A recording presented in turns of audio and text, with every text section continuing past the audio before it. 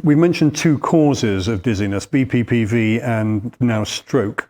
What are the other principal reasons that people suffer dizziness that we might encounter? Well, by far the most common is BPPV, and that's the one always to be looking out for. But if we then sort of bring it down to, okay, vestibular, let's ignore the central serious pathologies like stroke and minor tumours and things.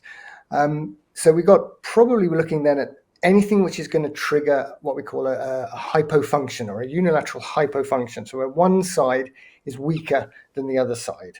Okay, and that would be something like it could be a vestibular neuronitis, which is an irritation of the nerve between one inner ear and the brain.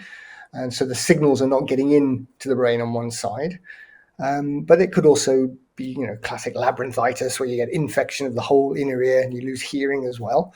You could have bilateral loss of function, so both sides are down, maybe due to sort of some major infection or ototoxicity from drugs, for example.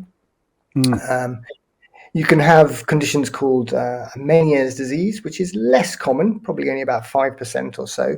And it was frequently overdiagnosed in the past. But that would also, again, be a condition going on in the inner ear, causing temporary imbalances between the two sides. Yes. And then the other big one would probably be vestibular migraine as a trigger. And migraines are common and they're benign and they leave no trace. But again, it's just a central imbalance.